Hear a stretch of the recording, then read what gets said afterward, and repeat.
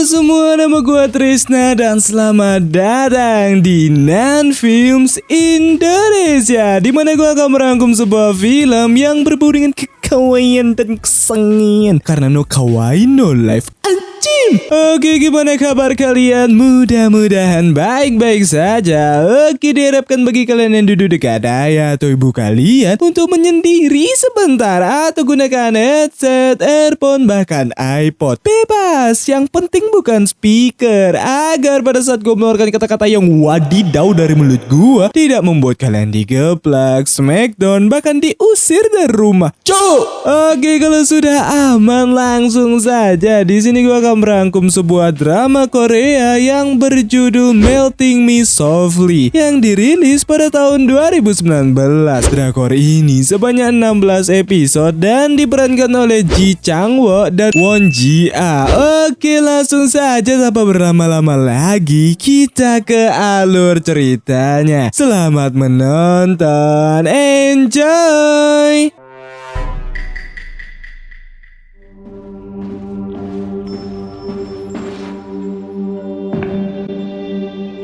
Di episode 1 dimulai dari seorang pria good looking sedang pergi ke sebuah tempat layaknya laboratorium. Nama pria ini adalah Dong Chan, yang ternyata itu adalah sebuah eksperimen untuk membekukan manusia. Bahkan dirinya sendiri yang akan mencobanya. Tahun 1999, percobaan bernama Cryonica adalah percobaan untuk membekukan manusia, berupa dimasukkan ke dalam kapsul khusus. Dan di percobaan itu terdapat tim dokumentasi dengan kameramen bernama Son, yang ternyata Dong Chan adalah seorang sutradara terkenal. Dan terdapat wanita juga yang ikut serta percobaan itu bernama Miran. Terlihat kehidupan Miran sebelum percobaan itu dilakukan, yang dimana Miran adalah seorang mahasiswa pada umumnya dengan tingkatan ekonomi menengah, nggak kaya dan nggak miskin lah. Serta ia memiliki seorang adik bernama Namtae. Namun Namtae memiliki kelainan mental berupa autis. Tepat di saat mereka menikmati makan bersama yang sangat sederhana sekali, Miran pun mendapatkan telepon akan ia yang mendapatkan side jobnya, yang dimana side jobnya adalah menjadi bahan percobaan untuk eksperimen program TV. Dan yang mensutradarai acara TV itu adalah Dong Chan, dan percobaannya sekarang berupa terbang dengan menggunakan air soda. Sungguh di luar nalar, cuy. Logikanya di mana, bangsa? Memang bisa gitu pakai air soda kita bisa terbang, tapi air sodanya harus segede gaban juga gitu. Anjing, itu hanya memang tidak masuk akal. Dan berkat acara tersebut, Dong Chan mendapatkan penghargaan anugerah penyiaran Korea 99. Sehingga Dong Chan sangat berterima kasih kepada kekasihnya. Karena berkat kekasihnya, ia bisa sampai di titik itu. Dan nama kekasih dari Dong Chan adalah Hayoung. Balik lagi ke percobaan mereka yang menunggu percobaannya selama 24 jam. Tepat di saat itu, Son dihubungi oleh Hayoung karena sebelumnya Hayoung sempat melarang Dong Chan karena hal tersebut terlalu berbahaya dan tidak terjamin. Namun Dong Chan tetap kekeh akan percobaan tersebut. Bahkan untuk meyakinkan Hayoung kalau semua itu aman, ia menunjukkan percobaan yang pernah dilakukan kepada lumba-lumba. Ya walaupun sama-sama mamalia, kan tidak lumba-lumba juga dong.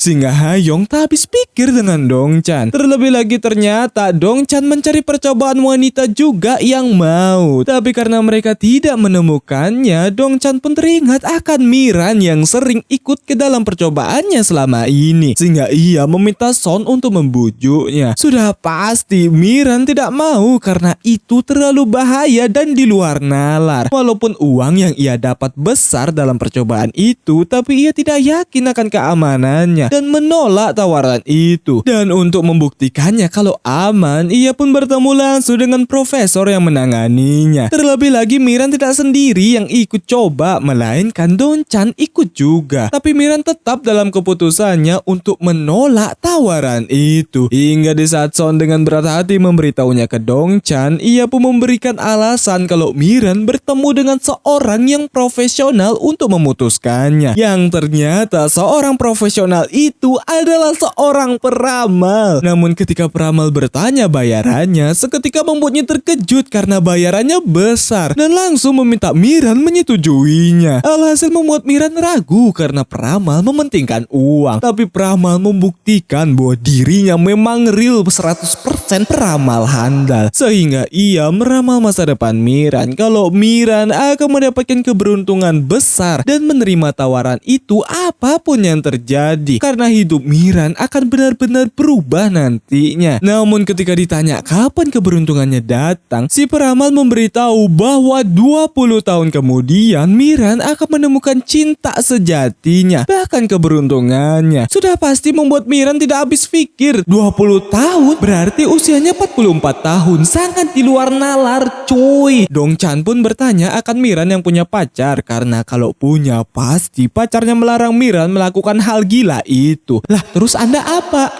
Bahkan Dongchan sangat-sangat yakin akan percobaan ini akan berhasil. Namun di saat itu ia merasa ada yang aneh akan masa lalu dari profesor. Kalau pengawasnya dibunuh oleh seseorang, tapi profesor tidak mau memberitahunya akan hal itu, sehingga ia akan menyelidikinya. Tepat di saat itu Hayao mengajak Dongchan untuk menonton film. Bahkan tepat di saat itu ternyata Miran pergi juga menonton film bersama dengan pacarnya bernama Byung-sim. Dan ketika ia menonton, wait, kok dilihat-lihat Miran mukanya kayak cetis anjing, kates apa ya itulah anjing, mirip parah sumpah anjing. Hingga di saat selesai nonton dan balik, Byung-sim yang sangat filosofis sekali orangnya, apa-apa dikaitkan dengan quotes-quotes. Namun ketika ia ingin mencipok-cipok Miran, bahkan sudah monyong-monyong untuk melahap Miran, ia yang ke-distract akan poster buronan ada Namtae di sana. Seketika membuatnya terkejut hingga terjungklang, dan alasan Namtae di sana karena ia menunggu Miran. Alhasil mereka pun gagal cipok-cipokan. Sedangkan Dongchan dan Hayong, mereka yang selesai nonton, Hayong bertanya kenapa Dongchan sangat ingin melakukan percobaan tersebut. Sehingga Dongchan menjelaskan kalau ia mengikuti kata hatinya dan percaya dengan kata hatinya agar ia tidak menyesalinya. Begitupun dengan ia mencintai Hayong, sehingga mereka bercipok-cipokan. Wow.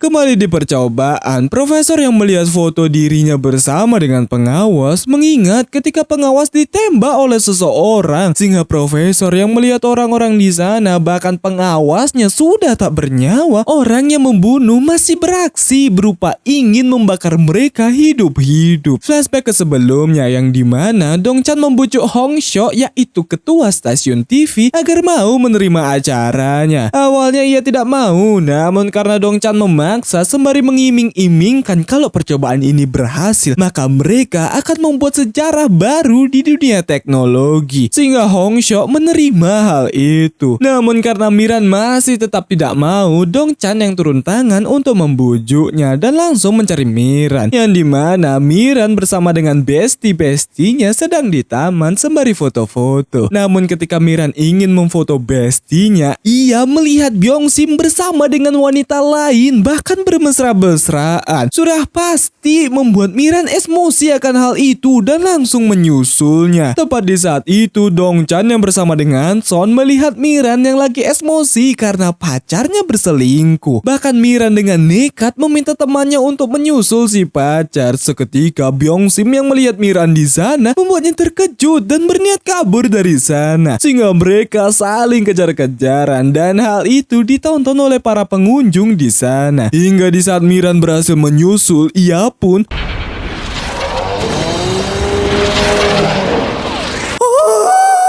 what the hell? Anjing apa ini? Coba melawan hukum alam.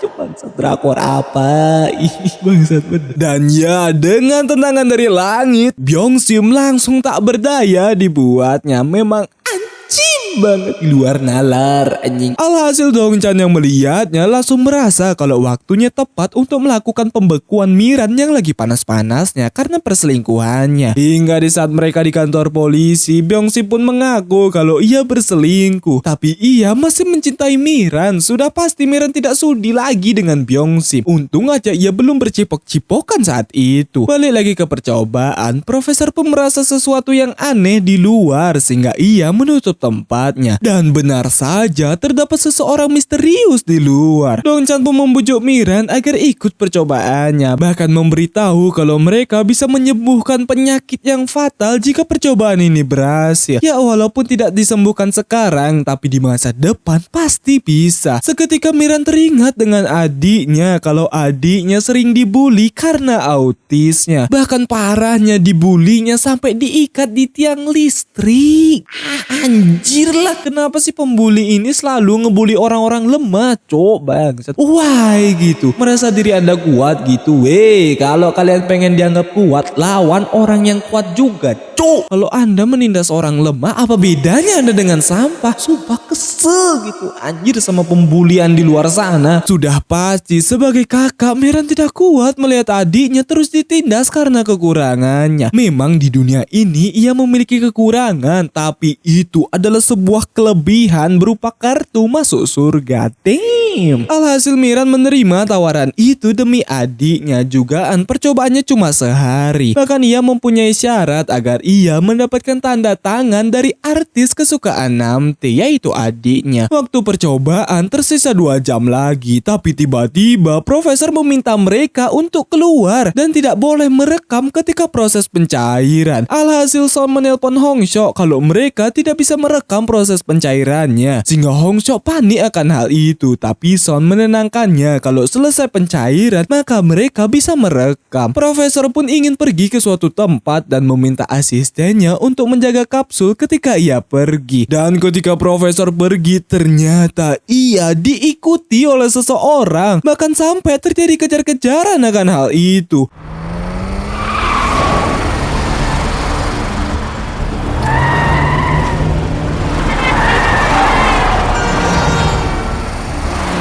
Tapi tiba-tiba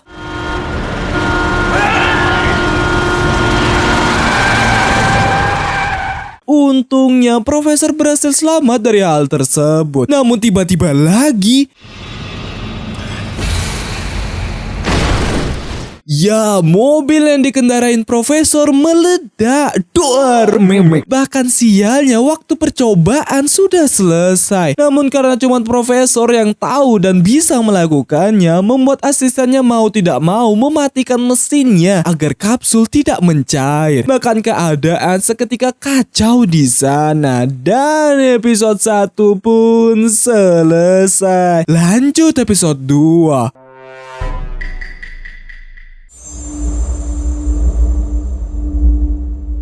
Di episode 2 dimulai dari percobaan mereka yang gagal dilakukan. Bahkan semenjak saat itu Dongchan dan Miran menghilang tanpa jejak, sehingga para polisi mencari keberadaan mereka. Sudah pasti keluarga Dongchan shock akan berita itu, dan Son serta Hongsho mereka pun dibuat panik karena bisa-bisa mereka dipecat akan hal itu. Dan untuk menyelamatkan karir mereka, mereka harus menyembunyikan berita tersebut, apalagi barang bukti berupa rekamannya.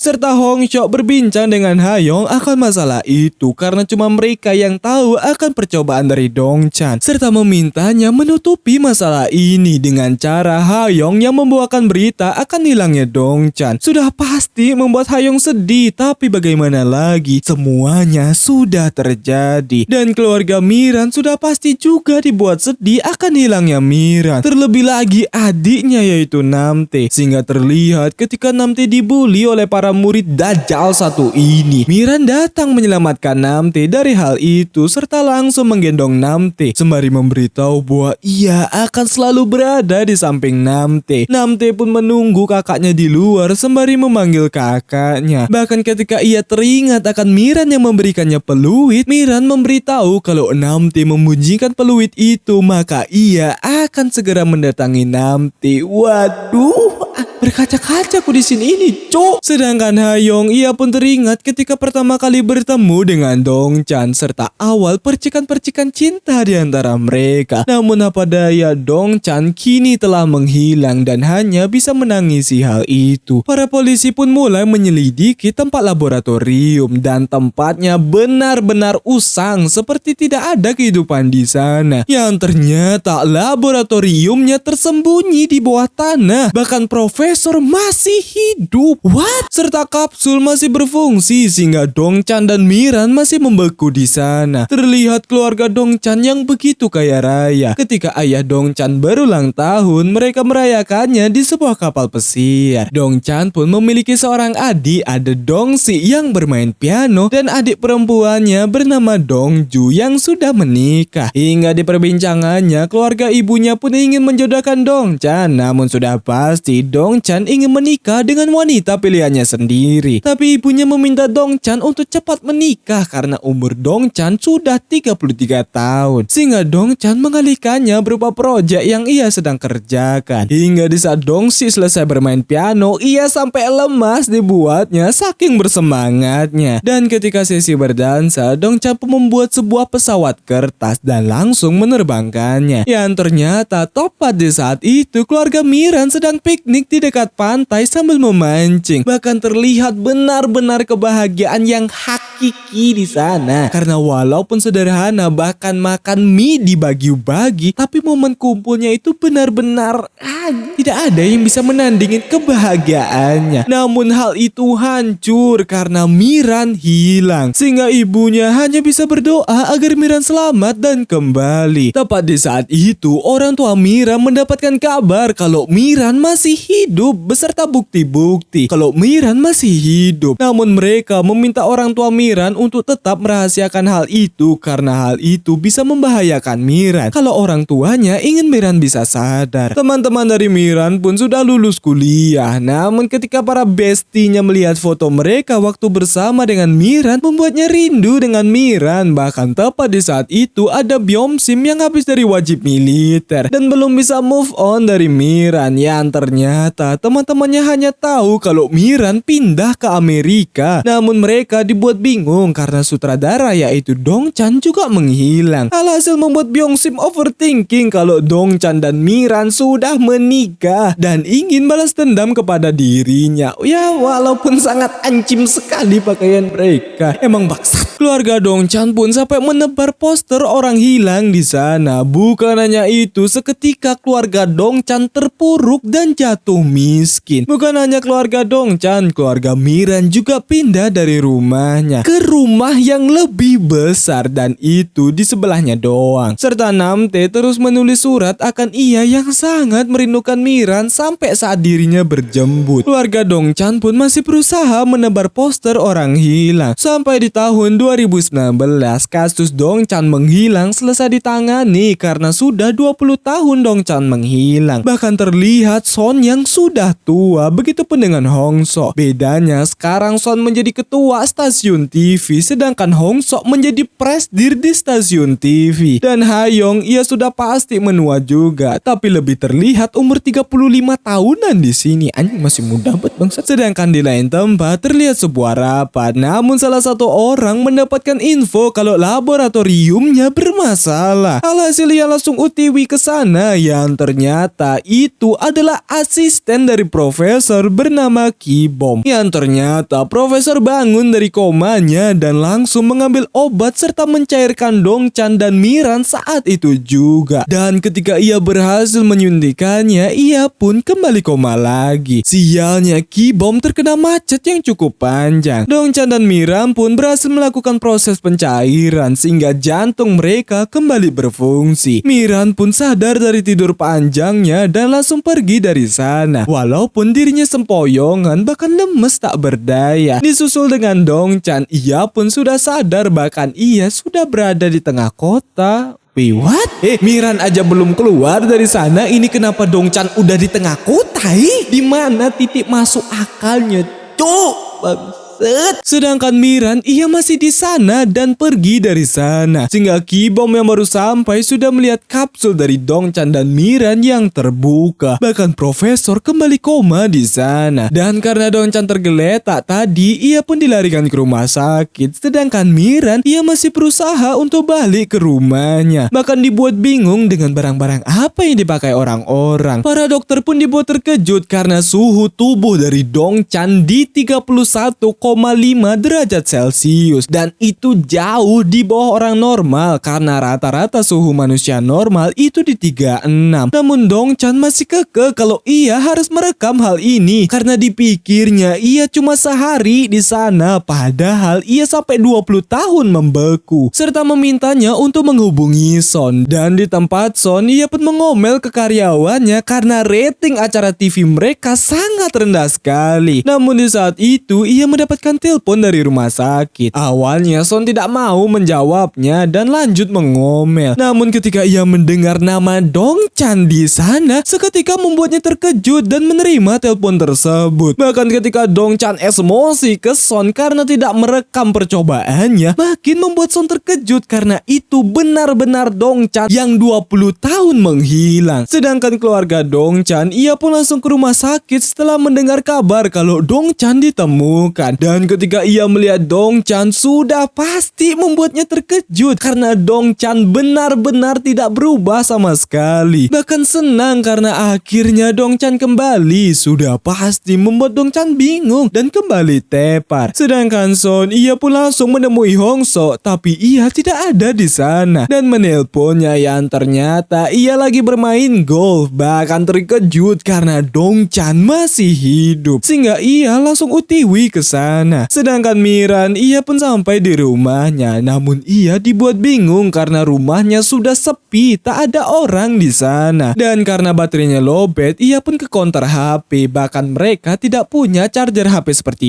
itu, sehingga ia mencari keluarganya lewat kantor polisi. Miran pun dengan lemas memberitahu kalau keluarganya pindah dan ia tidak menemukannya, sehingga polisi bertanya kapan pindahnya. Miran yang tidak tahu pun merasa kalau kemarin ia bertemu dengan keluarganya. Entah kenapa hari ini keluarganya sudah pindah. Namun karena nomor dari orang tuanya tidak dijawab, ia pun meminta KTP Miran agar bisa melacaknya. Sudah pasti membuat mereka terkejut karena Miran kelahiran 76. Tapi kenapa Miran semuda itu? Bahkan benar adanya kalau Miran kelahiran tahun segitu dan menemukan nomor dari ibu Miran. Namun karena teleponnya tidak dijawab, Miran pun ingin meninggalkan pesan kepada ibunya. Terlihat keluarga Miran yang sekarang terlihat mapan. Namun ketika ibunya melihat kalau banyak panggilan masuk dari polisi, ia pun mendengar pesan suara dari Miran. Sudah pasti membuat ibunya terkejut dan senang karena Miran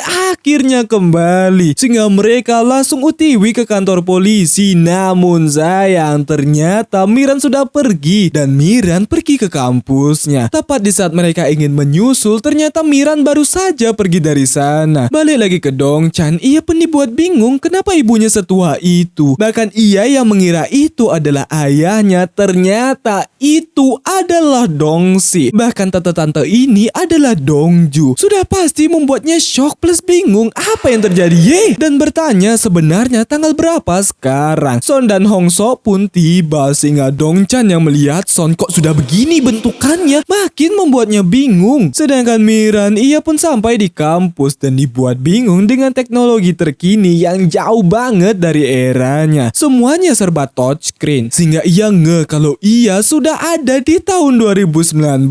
Begitupun dengan Dongchan yang terkejut karena ia sekarang di tahun 2019. Dan episode 2 pun selesai. Lanjut episode 3.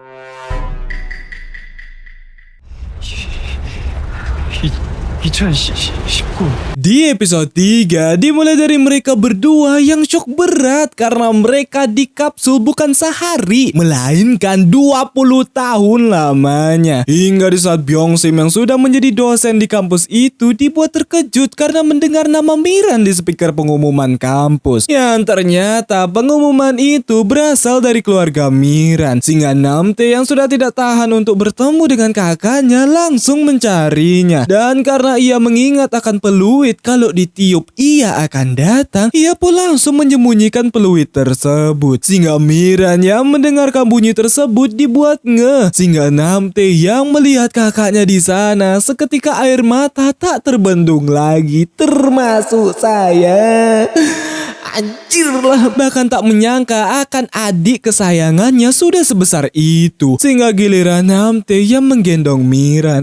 Anjir, sedih parah coy. Kayak sedih yang bahagia gitu, menyentuh jiwa saya. Anjing, lebay bangsat. Dan Dongchan, ia pun masih dibuat shock akan ia yang membeku selama 20 tahun lamanya. Namun di saat ia ngeh akan Miran keadaannya bagaimana, sudah pasti Son tidak tahu akan hal itu. Alhasil ia pun meminta Son untuk mencari alamat Miran. Tapi di saat itu Son memberitahu kalau profesornya meninggal. Dan bukan hanya ia, tapi Michael Jackson, Presiden korut Kim Jong-il, Whitney Houston juga semuanya beda alam. Tapi itu nggak penting, cok. Dan karena HP Dongchan lowbat, ia pun meminjam HP Son. Sudah pasti membuatnya terkejut, benda macam apa nih? Sehingga Son akan menelponnya. Yang ternyata Dongchan masih mengingat nomor Miran. Sudah pasti teleponnya tidak aktif. Namun di saat itu ia dikejutkan oleh Dongju, adik perempuannya. Bahkan ternyata Dongju sudah bercerai sampai 2 kali. Sehingga Dongchan meminta bantuan mantan suami Dongju untuk mencari alamat rumah Miran. Namun karena itu alamat rumah lamanya, sudah pasti Miran tidak ada di sana dan memutuskan untuk balik. Yang ternyata tepat di saat itu Miran sampai di rumahnya yang baru. Bahkan dibuat terkejut karena rumahnya benar-benar mewah, jauh dari kata rumah mereka yang dulu. Dan alasan kenapa bisa itu terjadi karena itu berkat Miran yang memberikan uang tabungannya ke mereka. Dan orang tua Miran menggunakan uang itu untuk berbisnis. Jadi itulah hasil dari bisnis mereka. Sehingga Miran teringat kalau sebelum percobaan dilakukan, ia meminta bantuan Ki-bom. Kalau amit-amit terjadi sesuatu, ia meminta Ki-bom untuk memberikan buku rekeningnya ke orang tuanya. Hingga ketika ia masuk ke kamarnya, mereka sama sekali tidak merubah tampilan kamar dari Miran. Masih tetap sama sebelum dirinya menghilang. Seketika momen haru terjadi lagi. Sedangkan Dongchan ternyata keluarganya sekarang tinggal di ruko sembari menjalankan restorannya. Tapi anjingnya, ia menggunakan wajah Dongchan segede gaban di sana. Bahkan ternyata Dongsi sudah menikah dan mempunyai 1 anak perempuan bernama Soyeon. Namun ketika Dongchan bertanya di mana ayahnya, ternyata ayahnya sudah berpulang. Sedangkan Byungsim, ia pun ternyata sudah menikah dan ia menikah dengan salah satu bestie dari Miran bernama Yongsun. Tapi sepertinya pernikahan mereka karena dijodohin terlihat dari mereka yang bukannya seranjang, tapi masing-masing punya kasurnya sendiri. Tepat di saat itu Byungsim memberitahu akan Miran kalau ia masih belum bisa move on darinya sampai saat ini. Bahkan ternyata Byungsim mengganti namanya. Dan Son serta Hongso makin dibuat panik karena bagaimana jadinya kalau media tahu akan Dongchan yang kembali. Itu makin membuat karir mereka hancur jika Dongchan membeberkan akan percobaan yang ia lakukan. Keluarga Dongchan pun masih dibuat bingung karena Dongchan sama sekali tidak menua. Dan apakah benar itu Dongchan? Ya, karena keluarga Dongchan tidak mengetahui akan percobaan yang dilakukan Dongchan. Sedangkan Dongchan sendiri, ia pun melihat foto keluarganya ketika masih jaya-jayanya. Tepat di saat itu, ia melihat ayahnya di sana. Yang padahal itu adalah Dongsi. Tapi sumpah mirip, anjing. Gimana ia tidak terkejut kalau bapaknya tiba-tiba di sana, bangsat. Dan Miran, ia pun membaca surat yang ditulis oleh Namtae dari dirinya kecil hingga berjembut. Kalau Namtae selalu menunggu kakaknya di luar sembari membunyikan peluit tersebut. Bahkan mereka menyempatkan memberikan makan di meja makan Miran. Sudah pasti air mata Miran mengalir bagaikan Ruchika, mengalir sampai jauh. Jauhnya ke sini, anjing, ikut terharu aku melihatnya. Cuk, bangsat. Akhirnya makan bersama kembali terwujud. Bahkan Miran ingin kembali berkuliah karena ia sudah beristirahat selama 20 tahun. Jadi sekarang ia ingin kembali ke kehidupan yang seharusnya ia lakukan. Tapi di saat itu ia ingin mengurus sesuatu. Dan Dongchan, ia pun pergi ke laboratorium dan terkejut karena di sana sudah tidak ada apapun. Tapi ada Ki-bom di sana dan langsung menunjukkan ruangan rahasia ke Dongchan. Sudah pasti membuat Dongchan terkejut karena profesor masih hidup. Tapi ia koma selama 20 tahun. Bahkan ketika ia mencairkan Dongchan, ternyata itu bisa terjadi karena gangguan tidurnya, aka badannya yang bergerak daripada otaknya karena ingatan di 20 tahun yang lalu.